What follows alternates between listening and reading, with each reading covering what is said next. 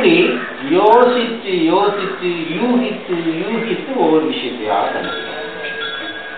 அதுதான் ஞானம். யார்கிட்டையுமே எதுவும் கேட்க வேண்டியது. ஏன்? சாட்சாத் இறைவன் அந்த பரமாத்மா தானே அந்த ஜீவாத்மாவை நமக்குள்ளே இருக்காரு. இறைவனே நம்ம கூட இருக்காராம். அப்புறம் நமக்குள்ள இருக்கக்கூடிய இறைவன் நம்ம கேட்ட போறதா, நம்ம தெரிஞ்சுக்கிட்ட போறதா? அவங்ககிட்ட இருக்கிற அதே இறைவன் தான் என்கிட்ட இருக்காரு, எல்லாத்துக்கிட்டே இருக்காரு. எல்லாத்துக்கிட்டே இறைவன் ஒரே மாதிரி தான் இருக்கிறாரு, துலங்குறாரு, விளங்குறாரு. அப்ப என்கிட்ட மட்டும் நான் பார்க்க போறோமே, என்னை பத்தி மட்டும் நான் அறிஞ்சா போறோம் தான். என்ன அறிஞ்சா எல்லாத்தையும் அறிஞ்சிக்கலாம். என்ன அறிஞ்சா என்னை படைத்த அந்த இறைவன் நான்.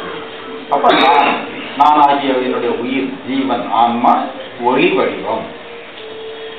அப்போ எல்லா ஞானிகளும் சொன்ன அந்த ஒளி ரூபம்ங்கிறது கரெக்டான. அப்போ இந்த ஆன்மாவே சின்ன ஒளியா இருந்தா அந்த பரமாத்மா பேர் ஒளி அப்படின்னு எல்லா ஞானிகளும் சொன்னது 100% உண்மை. அவ்வளவுதான்.